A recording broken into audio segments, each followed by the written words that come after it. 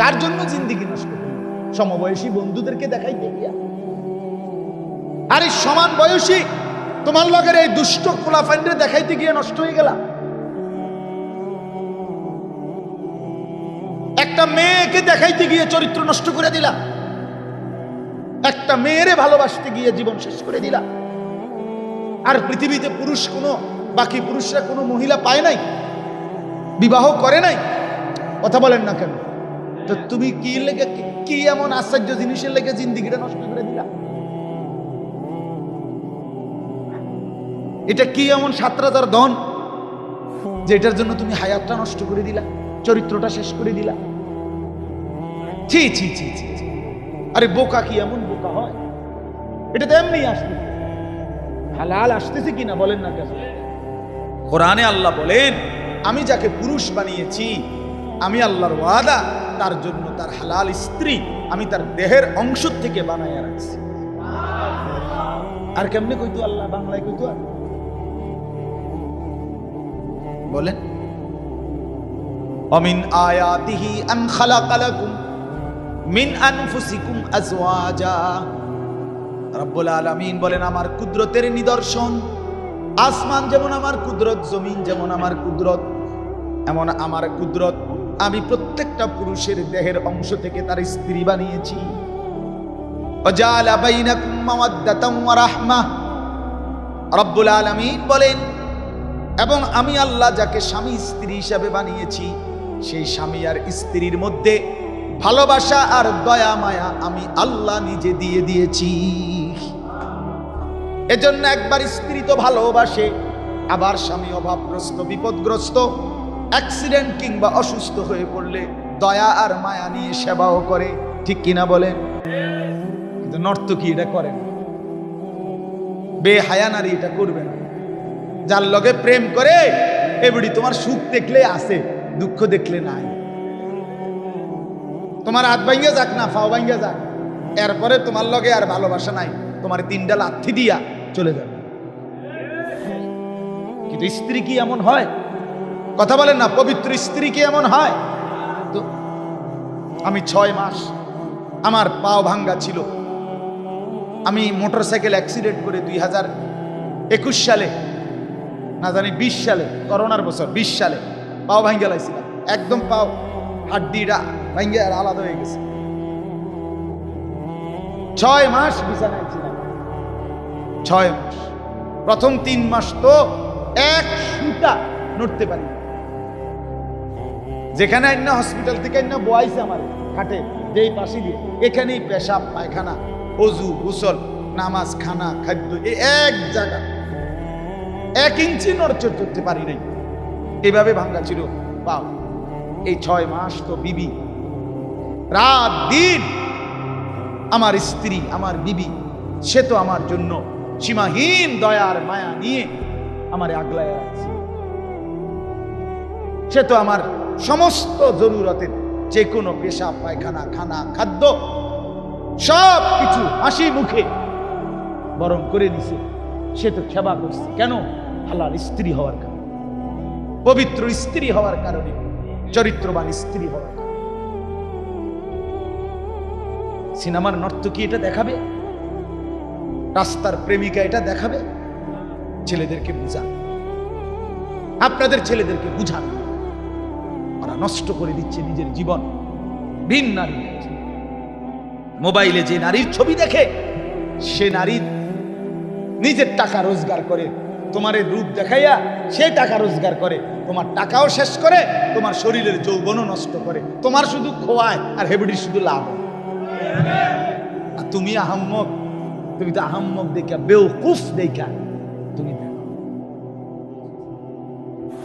তোমার জীবনও যায়, যৌবনও যায়, কিন্তু বেডির কি পয়সা কাম। নাউজুবিল্লাহ, নাউজুবিল্লাহ।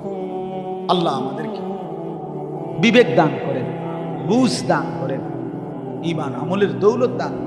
আমার বাপ, আমি হয়তো একটু শক্ত বলে ফেলছি, বেশি খোলামেলা বলে ফেলছি, কিন্তু এরপরেও আমাদের দরকার, আমাদের ছেলেদের হালাত বদলানো দরকার। আমাদের ছেলেদের এমন হবে কেন? মুসলমানের ছেলে 24টা ঘন্টা মোবাইলের থেকে যেন চোখটাও তুলতেছে, হাঁটে চাইতে চাইতে হাঁটে, মোবাইল চাইতে চাইতে হেঁটে হাঁটে, মোবাইল চাইতে চাইতে পেশাব করে, মোবাইল চাইতে চাইতে টয়লেট বাথরুমের মধ্যে আপনার জরুরত সারে, মোবাইল দেখতে দেখতে ভাত খায়। আর এটা কি অপদার্থ? এরকম অপদার্থ হয় কেন? এটা মানুষের বাচ্চা এত বেউকুফ হয় কেন? জিন্দিগি পুরাটা বড় মোবাইলের হাতে দিয়ে দিলা, এটা কোন ধরনের কথা? এটা কেমন রুচি আপনি বলেন না? আমি অনেক সময় দেখছি আমার গাড়ি রাস্তার পাশে ছেলে পেলে মোবাইল টিপতে টিপতে যাইতে পুরা হরন কানের কাছে তো সাপ দিয়ে ধরে ড্রাইভারে, তারপরে গিয়ে ডাকাইতে টের পায় যে কি আছে, গাড়ি আছে। এর আগ পর্যন্ত এতটা নেশা মোবাইলের। বলেন মানুষ, আমরা বুঝি এটা তো একটা জরুরত। টেলিফোন এক সময় ছিল এটা প্রয়োজন, চিঠি এক সময় ছিল প্রয়োজনের জন্য, ডাক পিয়ন প্রয়োজনের জন্য, মোবাইল এটা আমার প্রয়োজনে যোগাযোগের জন্য হইতেই পারে, জরুরত এটা প্রয়োজন। কিন্তু এটা কি 24 ঘন্টা এটার মধ্যে পড়ে থাকতে হইব এই জন্য? তো বাকি কাজ দুনিয়ার হবে কিভাবে? দেশের উন্নয়ন হবে কিভাবে? ইসলামের উন্নয়ন হবে কিভাবে? মানবতার উন্নয়ন হবে কিভাবে? ছেলে পেলেদেরকে বুঝা, নাইলে মুশকিল আছে। দেশও নিচে পড়ে যাবে, ইসলামও নিচে পড়ে যাবে, নিজের দুনিয়াও শেষ, আখিরাতও শেষ। আমি জানি বাবা, বিশ্বাস করেন, আমি দুঃখে বলি, আমাদের কাছে ছেলেরা নিজেদের অবস্থা বলে, হালাত বলে, শুনতে কলজা শুনতে কাই পাও, ছেলে পেলেদের দুরবস্থার কথা শুনে, দুরবস্থা। আল্লাহ তাআলা আমাদের ছেলেদেরকে বুঝ দান করে। মুসলমানের ছেলে নামাজ না পড়লে বাপ চেহারা মলিন হয়েছে, চেহারার দিকে তাকায় দেখেন, বেনামাজি ছেলেদের চেহারা তাকায়, কত পাউডার ডলে, কত ফেয়ার এন্ড লাভলি লাগা, কত কিছু যে দেয়, এর পরেও মুহিউস সুন্নাহ হযরত মাওলানা শাহ আবরারুল হক রাহমাতুল্লাহ আলাইহি, ভারতের এক বড় বুজুর্গ, থানবী রাহমাতুল্লাহ আলাইহির খলিফা, তিনি বলেন যে বেনামাজি, যে নাফরমান, হযরত বলেন আমি চ্যালেঞ্জ করে বললাম তোমরা তার কাছে গিয়ে দেখো, তার শরীরের মধ্যেই 24 ঘন্টা দুর্গন্ধ বিরাজ করে। তার শরীরের মধ্যে কি দুর্গন্ধ, এটা শরীরটাই দুর্গন্ধ। এজন্য ইমানদার যারা নামাজি মানুষ দেখেন আপনি, এই মুরব্বীদের মধ্যে যারা নামাজি, ছেলেদের মধ্যে যারা নামাজি, এবড়া কোন এত পাউডার মাউডার কিচ্ছু সেনেও নাই, ডলনও লাগে না। নামাজের সেজদাই তার শরীরের মধ্যে পবিত্র ঘ্রাণ তৈরি করে। আপনি দেখেন, আপনি দেখেন। এজন্য দয়া করে আমি যে আয়াতখানা পড়েছি, এটা সরান,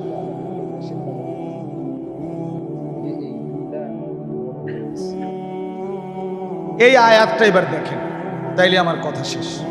এই আয়াতের প্রসঙ্গকে সামনে রেখেই বলছি। এই আয়াতের কথাটা হইল কোরআনুল কারীমের 16 নম্বর পারা 19 নম্বর সূরা, সূরা মরিয়ম। এই সূরার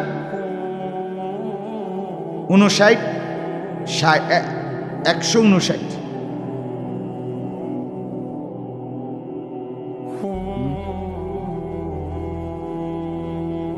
শুধু 59-60 এই দুইটা আয়াত তেলাওয়াত করেছি। আয়াতের মূল কথা হলো এই, আমরা প্রত্যেকেই জানি, আগে একটু কথা বুঝেন, পিছন থেকে আছে আয়াতে। এই পৃথিবীতে প্রথম আল্লাহ তাআলা মানুষ আবাদ করছেন, শুরু করছেন কাকে দিয়ে? এটা আমরা বুঝি না সবাই? আদম এবং হাওয়া আলাইহিমাস সালাম, দুইজনই ছিলেন ঈমানদার, দুইজনই ছিলেন কি? আদম তো নবী আর ইনি তার স্ত্রী, তাহলে দুইজন আল্লাহর অনুগত বান্দা বান্দি দিয়ে আল্লাহ তাআলা প্রথম পৃথিবী আবাদি শুরু করছে। তাহলে পৃথিবীর মানুষের প্রথম বীজ নেককার, নেককার, নেককার। প্রথম বীজ কি? নেককার, ঈমানদার। আচ্ছা, এরপরে হযরতে নূহ আলাইহিস সালাম একজন নবী। এই উনি আর আদম, এই দুইজনের মাঝখান দিয়ে একটা লম্বা সময় গেছে। এই সময়টাতে মানুষ হয়ে গেছে দুই রকম, কিছু ইমানদার, কিছু বেঈমান, কুফর, শিরিক, আল্লাহর নাফরমানি।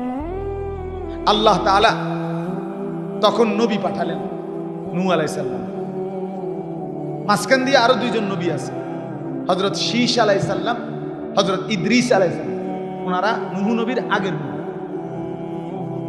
তো এরপরে পৃথিবীতে আসলেন নূহ আলাইহিস সালাম। নূহ নবী 950 বছর এক টানা এই অবাধ্য জাতিকে আল্লাহর দিকে ডাকছে। কয় বছর?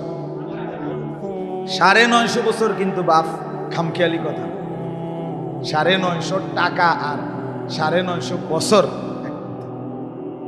আমি এটা সবসময় বলি, 950 টাকা মানে 50 টাকা কম 1000, এটা সামান্য। কিন্তু 950 বছর, এই আমরা এখানে যারা বসছি, আমগো প্রত্যেকের একসাথে হায়াত এবং বাপ দাদা 14 গোষ্ঠীর হায়াত মিলাইলেও 950 মিলাইতে কষ্ট। কথার কথা, এতটা লম্বা সময় তিনি আল্লাহর দিকে মানুষকে দিয়েছেন। বিনিময়ে ওনার হাতে কালেমা পড়ছে সর্বোচ্চ 80 জন। 80 জন। কত জন? আচ্ছা, কোন তো কেমন ডাকাইতেছিল মানুষকে? মানুষ পাথরের মতো আছে, ঠিক না? আল্লাহ, তো 950 বছর পরে আল্লাহ তাআলা সিদ্ধান্ত শুনাইলেন, নূহ আর হবে না, ঠিক আছে, তুমি অনুগত যারা তাদেরকে নিয়ে নৌকায় উঠে যাও, বাকিদেরকে আমি তুফান দিয়ে ধ্বংস করে। মানে আমি সংক্ষেপে বলতেছি, আল্লাহ তাআলা বাকিদেরকে তুফান দিয়ে ধ্বংস করে দিলেন। নূহ নবী তার সঙ্গীদেরকে নিয়ে নৌকার মধ্যে বেঁচে রইলেন। ঠিক আছে না কথা? এই যে বাকিদেরকে ধ্বংস করলেন, এ তখন পুরা পৃথিবীতে আর কোথাও কোনো একজন নাফরমান, পাপী, অবাধ্য ছিল না, সব শেষ। এই দ্বিতীয়বার আবারও নৌকার থেকে যারা নামলো এবং পৃথিবী আবাদ হলো আবারও, এটা শুধুই ঈমানদার। শুধুই কি বলেন না? তাহলে কয়বার হইল? একবার আদম হাওয়া দিয়া পৃথিবী আবাদি শুরু করলেন, তাও দুজন কি নেক, মাঝখান দিয়া একটু সদর বদর হইল। তো আল্লাহ তাআলা আবার নূহ নবীর মাধ্যমে ওনার ইমানদার সঙ্গীদেরকে রেখে বাকিদেরকে ধ্বংস করে বললেন, যাও আবার প্রথমতে শুরু করলাম, আগেরটা আবারও কি করলাম, বেঈমান সাফ করে দিলাম। এইবার আবারও ইমানদার নূহ নবী এবং তার অনুসারীদেরকে নিয়ে আমি আল্লাহ তাআলা দুনিয়া আবাদি শুরু করি। নূহ নবীর আল্লাহ তাআলা বলেন, এইবার নূহ নবী এবং নূহ নবীর বংশধর, আরে অনুসারী, ওই যে 70-80 জন, এদের পরে যারা আসবে কিয়ামত পর্যন্ত, ধীরে ধীরে ধীরে ধীরে এরা এদের উত্তরসূরি। এরা কাদের উত্তরসূরি? নূহ নবী এবং তার সঙ্গীদের উত্তরসূরি কিনা বলেন না? উত্তরসূরি বুঝেননি? ওয়ারিস। আমি আমার বাবার কি উত্তরসূরি, আমার বাবা হলো পূর্বসূরি, আমি হলাম কি উত্তরসূরি। তাহলে পূর্বসূরি হলো নূহ এবং তার ইমানদার সঙ্গীরা, আর এরপরে যারা আসবে কিয়ামত পর্যন্ত তারা কি উত্তরসূরি। এই আল্লাহ তাআলা এই আয়াতে 59 নম্বর আয়াত এবং আগের আয়াত থেকে আল্লাহ বলছেন, এই পরবর্তী উত্তরসূরি হবে দুই রকম, পরবর্তী জেনারেশন হবে দুই রকম। কয় রকম? ওয়ারিস হবে দুই রকম, এক উত্তম ওয়ারিস, দুই নিকৃষ্ট ওয়ারিস। একদল হবে সর্বযুগে, আল্লাহ বলেন সর্বযুগে একদল থাকবে উত্তম ওয়ারিস, উত্তম উত্তরসূরি, আরেক দল হবে নিকৃষ্ট। দেখার বিষয় হলো তুমি কোন দলে, খালাস। দেখার বিষয় হলো আমি কোন দলে। কথা বুঝেন নাই? এখন আল্লাহ তাআলা বলেন উত্তম উত্তরসূরি হবে কারা, উত্তম ওয়ারিস হবে কারা। আল্লাহ তাআলা বলেন উত্তম উত্তরসূরি হলো তারা আল্লাহর আয়াত, আল্লাহর কোরআন, আল্লাহর ওয়াহি, আল্লাহর নাম শুনলেই যারা সেজদায় লুটিয়ে পড়ে আল্লাহর ভয়ে কাঁদতে শুরু করে। সর্বযুগে সর্বকালে গোলামি সেজদা যারা করে, আল্লাহর ভয়ে যারা কাঁদে, আল্লাহ তাআলা বলেন তারাই হলো কিয়ামত পর্যন্ত যে যুগেই আসুক সে ওই নূহ এবং তার ঈমানদার সঙ্গীদের সার্থক উত্তম জেনারেশন। বুঝতেছেন? খুব কঠিন হয়ে গেল কথাটা, সহজ কথা। আমরা এতক্ষণ লাগাইয়া আমরা করে মনোযোগ করাইলাম, তখন আর কঠিন হবে কেন? এতগুলো দমকাদমকি আগের উদ্দেশ্যই তো হইল মনোযোগ দিয়ে শুনে লাগে, নাহলে এই সেটা কারণ হয়ে গেল। কথা বুঝছেন? আমি একবার এক জায়গায় বয়ান করছি, আর আমার এই আজকাল দিকে এক বুড়া মানুষ মুরব্বী এবার আইজগা বিড়ির জান শেষ,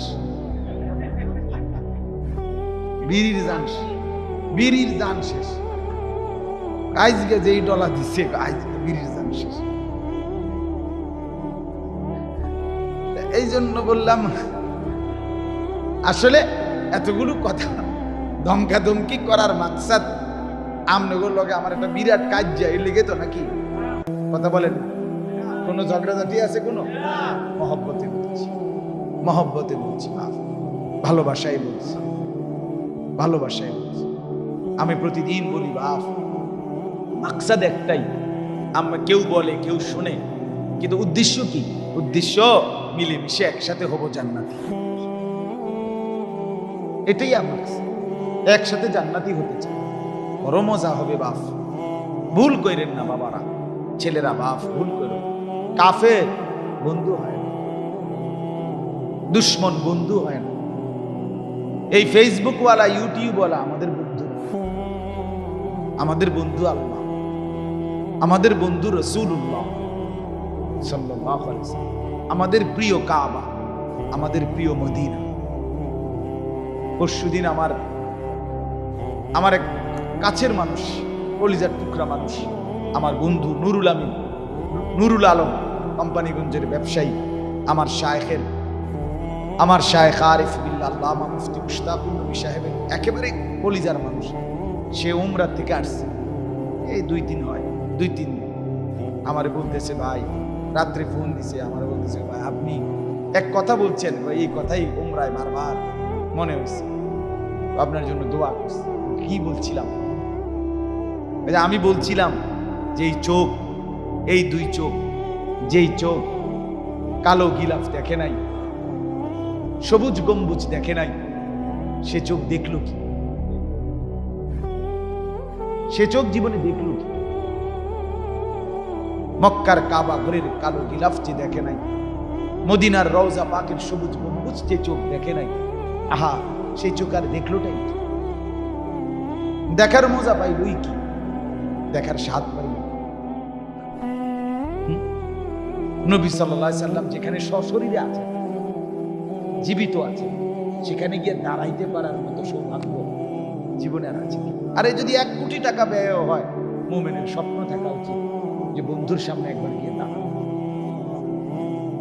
সুপারিশ চাইবো যার কাছে, তার সামনে গিয়ে দাঁড়াবো। হাউজে কাউসারের পানি চাইবো যার কাছে, তার সামনে গিয়ে। এর চাইতে বড় স্বপ্ন মুমিনের আর কি? আল্লাহর ঘর দেখে, কাবার গিলাফ ছুঁয়ে, এর স্বাদই আলাদা, অনুভূতি আলাদা। আপনাদেরকেও বলি, রাসূলুল্লাহ সাল্লাল্লাহু আলাইহি সাল্লামের ভালোবাসা নবীর অনুসরণের মাধ্যমে, নবীর জীবন গ্রহণ করার মাধ্যমে, নবীকে ভালোবাসার নামে শুধু খানা খাদ্যরে প্রিয় বানায়, শুধুই জিলাপি, শুধুই বিরিয়ানি, শুধুই খিচুড়ি। আমার বাপ, নবীর ভালোবাসা না। নবীর ভালোবাসা নবীকে কলিজা দিয়া গ্রহণ করা, নবীর ভালোবাসা আপাদমস্তক জীবনটা নবীজির সুন্নাতের উপরে উঠা। আমার খুলনার হযরত আরিফ বিল্লাহ হযরত মাওলানা মুফতি নুরুল আমিন সাহেব হযরত বলেন, নবীজির ভালোবাসা যদি কেউ বাড়াইতে চায়, নিজের মধ্যে আনতে চায়, তার 5টা কাজ করা উচিত। কয়টা? 1, প্রত্যেক সোমবারে রোজা রাখা। নবীজি আজীবন প্রত্যেক সোমবারে রোজা রাখতেন। কিবারে? হ্যাঁ, বিশ্বাস করে আপনি একারে যেই কোনো হুজুর রিজিকের একারে যেই লাইনের হোক, একারে কালা টুপি, সাদা টুপি, সবুজ টুপি, হলুদ টুপি, নীল টুপি,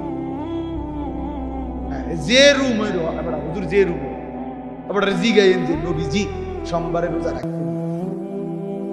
নবীজিকে জিজ্ঞেস করছে, হে আল্লাহ রসুল সাল্লাল্লাহু আলাইহি ওয়াসাল্লাম, আপনি সোমবারে রোজা রাখেন কেন? নবীজি বললেন, দুই কারণ। এক, প্রত্যেক সোমবারে আমি মিলাদুন নবী পালন করি। দুই, সোমবারে আমার উপরে কোরআন নাযিল হয়েছে। ফীহি বুরিতু। নবীজি বলেন, আমি সোমবারে জন্ম নিয়েছি, আমার উপরে সোমবারে কোরআন নাযিল হয়েছে। আমার বাপ একেবারে স্পষ্ট কথা, একেবারে খোলামেলা কথা, পরিষ্কার কথা। নবী নিজে বলেন, প্রত্যেক সোমবারে আমি রোজা রাখি এজন্য যে আমি জন্ম নিয়েছি। বুলিত্তু, আমার মিলাদ। তাহলে নবী নিজের মিলাদ প্রতি সোমবারে বছরে 52 সপ্তাহ নবী মিলাদুন নবী পালন করতেন। আমনে কেন বছরে একদিন পালন করবেন? আমনে কেন মাসে একদিন পালন করবেন? কথা বলেন না কেন? আমার এই কথাটা যদি মিথ্যা হয় তো আমনে আমারে আবার যে হুজুরে বলছে মিথ্যা, এটা জানাইয়া আমনে আমারে খবর দিলে, আমি চ্যালেঞ্জ করলাম, এই ভিডিওতে রেকর্ডিং হবে, আমনে আমারে আবার খবর দিয়েন, আমনে গো মাইজ রাস্তাত আমার বিচার হবে। একের রাস্তার মাইজখানে বিচার হবে। নবী সাল্লাল্লাহু আলাইহি সাল্লাম আজীবন প্রত্যেক সোমবারে কি রাখতেন এবং নিজে বলছেন কেন? উত্তর দিছেন নবী, আমার মিলাদ, আমার জন্ম।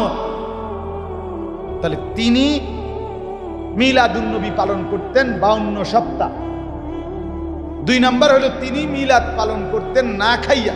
রোজা মানে তো সকালে পরোটা, দুপুরে ভাত আর সন্ধ্যায় ইফতারি, এটারই তো রোজা বলে। তাহলে না খাওয়াকে রোজা বলে না খাওয়াকে রোজা বলে? তিনি রোজা রাখতেন, মিলাদ পালন করতেন না খেয়ে। আমনে কোন খাইয়া? হ্যাঁ, আমনে বিরিয়ানি, খিচুড়ি, আমনে ডেগে ডেগে 18 ডেগ। হ্যাঁ, আচ্ছা, আমার কথা কাটসাট, রাগ হইয়েন না। আমনে আমি দুজনে হাসরের ময়দানে থাকবো, আমনও জিগাইবেন আমিও জিগাবো, বুঝা পড়া হবে। রাসূলুল্লাহ সাল্লাল্লাহু আলাইহি সাল্লামের সামনে আমনও যাইতে হবে, আমিও যাইতে হবে, হবে কি না বলেন না কেন? তো দুজনে মনে রাখেন কথাই, দুজনে জিগাম, সেদিন ফয়সালা হবে, কারমা আছে কারমা। কথা বুঝছেন? সুন্নি ওয়াহাবি কোনোটাই গালি না, মনে রাখবেন। এই জন্য ধাক্কা ধাক্কির দরকার। সুন্নি এটাও গালি না, ওয়াহাবি এটাও কি না। সুন্নি মানে নবীর সুন্নতওয়ালা, ওয়াহাবি মানে সরাসরি আল্লাহ খালাস। তাহলে এটা গালি না, মানে আমার কথাটা আপনি বুঝছেন। সুন্নি বলা এটাও গালি না, ওয়াহাবি বলা কাউরে এটাও কি না। তো আপনি কি গাইলেন? গ্রামে যেটারই মানুষে গাইলাম হিড়ি না কইবেন। যার বিরুদ্ধে আপনার গালি দিতে মন চায়, তো যেটারে কয় গালি, এটা না গালি দিবেন। এই যে কুত্তার বাচ্চা, সুরের বাচ্চা, এটি না কয় গালি। আমনে এমনি না গাইল লেবেন, আমরে এমনি গাইল লেবে না লাভ আমার, কারণ আমনে গাইল লেবেন আর আমার নেকি আসবে হাসরের ময়দানে। আমনে ফেরেশতার সামনে জবাব দিবেন আল্লাহর কাছে। আপনি গাইল লেবেন, আমি কিন্তু গাইলে নিতে হয় না। আপনি মনে করছেন আপনি গাইল লেছেন, আসলে তো হইল না, লাগলো না। তো মজার ঘটনা হয়, আপনি জানতো আমার 7 বছরের যে ছেলেটার কথা বলছি, সফওয়ান, এই ছেলেটা নুরানি পড়ে। সে আমার মাদ্রাসায় আর ময়নামতি, যেখানে আমার মাদ্রাসা, প্রতি মাসের 2য় শনিবার আমার মাদ্রাসার ইসলাহি মাহফিল, ছেলেদেরকে বাবাদেরকে দাওয়াত দিলাম, যাওয়ার চেষ্টা করি 14 তারিখ এই মাসে ইনশাআল্লাহ। তো ছেলেটা আমার ছোট ছেলে, প্রত্যেক বৃহস্পতিবার আমাদের মাদ্রাসার মধ্যে জলসা হয় ছেলেদের। ওই বাচ্চারা কোরআন তেলাওয়াত, আমদনাত, বক্তৃতা, গজল, এডি প্রতিযোগিতা হয় ছেলেদের শিখার জন্য। তো আমার হুজুররা বলল যে হুজুর আপনার ছেলে যে সফওয়ান তারে প্রত্যেক সপ্তাহে কইতে কয় না কিছু, বুঝেন না, কোথায় শর্মায় ওই হেঁটে সুডুমিয়ারে। তো এই কিছুদিন আগে একদিন আমি ছিলাম ওই দিন বিশ্ববিদ্যালয়, আমি আজকে আবার তোমারে সোজা করুন, হ্যাঁ আব্বু আসি তুই আজকে কইবি সোজা করুন। এখন তারে মাইক দিলাম, এটা হাতে দিছি, কই আব্বা কও একটা গজল বা কোরআন শরীফ কিছু, হে কয় বহুত বললাম। পরে আমি বললাম বেত আরো আনছি, বেত আনার পরে তার দুই পাও যে দুই পায়ের উপরে দাঁড়াইছে না, হে দাঁড়াই রয়েছে না, দোনো পায়ের দুই সাইডে দিয়া আমি ওই বেত দিয়া বাড়ি দিছি মারি ফ্লোরে তার পায়ে না, ইচ্ছে করে, তারপরও তারে বলাইতে পারলাম না। তো পরে বললাম থাক বাধ্য, তো ছেড়ে দিছি, মানে আর কিছু বলি। এইতে করছি কি, আমার এই ছোট ছেলে রাত্রে যখন আমি বাসাতে আইছি আমার কাছে এক আব্বু লাগছে না, কি লাগছে না বুঝছেন আপনি হিসাবটা, ওই যে দোনো ছাড়ি দিয়ে দিছি যে বাড়ি, তে তো মনে করছে আপনি তো ফিরছিলাম কিন্তু কি হইছে না, আসলে তো আমি ইচ্ছা করে কি করি নাই। হেতে কয় কি কয় লাগছে, আমার এখন মনে হয় এই কথা যে আরে আপনি যে আমার ওয়াহাবি গালি দেন, লাগে না তো, না লাগছে না তো, গালি তো লাগছে না, আপনি যেটা কইলে গালি হয় সেটা না গাইলে মানুষে গ্রাম দেশে বেড়ি যে কাজা লাগলে যে গাইলে আপনি শুনেন না, হেন থেকে 2-4টা গালি দেন। ওহাবি তো কোনো গালি না, কথা বোঝেন, পৃথিবীর কোনো অভিধানে যে ওহাবি একটি গালি, এ কথা পৃথিবীর কোনো কিতাবে, বইতে, ডিকশনারিতে, অভিধানে কোথাও না। তো তাহলে আমি এটা কই থেকে গাইলাম, এটা লাগছে না তো, এটা তো সফওয়ানের মতো হইল। এই জন্য মূলত মাকসাদ কি না বাবা, ঠেলা ঠেলি না, মূলত মাকসাদ কি না, মূলত মাকসাদ এটা না, ধাক্কা ধাক্কি মাকসাদ, মিলেমিশে জান্নাতি হতে চাই। কি হতে চাই বলেন না, ये चमन सहरा भी होगा, ये खबर बुलबुल को दो ताकि अपनी जिंदगी को सोच कर कुर्बा करे। এই দুনিয়া, এই সুন্দর সাজানো বাগান মরুভূমি হয়ে যাবে। কবি বলেন এই খবর পাখিকে বলিও, যে পাখি ফুলের উপরে বিচরণ করছে মজা করে, তাকে বলো হে পাখি বুলবুলি, মনে রেখো এই সুন্দর বাগান থাকবে না, তাকে আপনি জিন্দগি কো সোচ কর কুরবা করে, যেন সে ভেবে চিনতে নিজের জীবন শেষ করে। হ্যাঁ নবী বললেন এটা উত্তম, তবে তুমি চাইলে এর চাইতে বেশি পড়ো। আল্লাহর নবীর সাহাবী বলেন হে আল্লাহর নবী, আমার মন চায় তাইলে আমি অতিরিক্ত সময় যে দূর পাই পুরাটা টাইম আপনার উপরে শুধু দুরূদ পড়ি। নবী বললেন তাহলে এটাই তোমার জান্নাতের জন্য যথেষ্ট হবে। তাহলে এটা অনুষ্ঠান, কথা বলেন না কেন? মহব্বত যার যত বেশি সে পড়বে তত বেশি। হ্যাঁ, আমি আমার খুলনার হজরতের কাছ থেকে এই দুরুদ সালামের বই, আমি হজরতের, আমার নাম হজরতের বইগুলো 2টা বই নিবেন, পড়ে দেখবেন রাসূলুল্লাহ সাল্লাল্লাহু আলাইহি সাল্লামকে স্বপ্নে দেখার আমল এখানে আছে। কি আমল করলে নবীজি সাল্লাল্লাহু আলাইহি সাল্লামকে স্বপ্নে জিয়ারত নসিব হবে। আমার বাপ, এবার আমি শেষ করি কথাটা। এই আয়াতের তরজমা উত্তম উত্তরসূরি আপনারা বুঝছেন কারা? যারা আল্লাহর সেজদা করে এবং আল্লাহর ভয়ে কি করতে থাকে? কাঁদতে। এবার এই আয়াত দেখেন, আল্লাহ বলেন ফাখালাফা মিন বাদিহিম খালফুন, আল্লাহ বলেন আর এরপরে ওই যে নূহ আলাইহিস সালাম এবং তার ঈমানদার সঙ্গীদের পরে উত্তরসূরি হবে কয় রকম বলেন না, বলেন শেষ, আরে 5টা মিনিট কথাটা শেষ। কয় রকম উত্তরসূরি বলেন না? এই উত্তম উত্তরসূরি বুঝছেন কিনা? যারা আল্লাহকে সেজদা করে এবং কি করে? আল্লাহর ভয়ে কি করে? কাঁদতে থাকে, মানে আল্লাহর গোলামি করে, বন্দেগী করে। আর 2 নাম্বার হলো নিকৃষ্ট উত্তরসূরি। আল্লাহ বলেন অতঃপর আসতে থাকবে সর্বযুগে নিকৃষ্ট উত্তরসূরি। কারা? যাদের মধ্যে 2টা বৈশিষ্ট্য, নিকৃষ্ট উত্তরসূরি, নিকৃষ্ট জেনারেশন, নিকৃষ্ট প্রজন্ম, নিকৃষ্ট বংশধর, নিকৃষ্ট আপনার পরিবার। কারা? যার মধ্যে দুইটা গুণ আছে। এক, আদাউস সালাহ, আল্লাহ বলে যারা নিয়মিত নামাজ নষ্ট করে দেয়। আপনার যেই ছেলে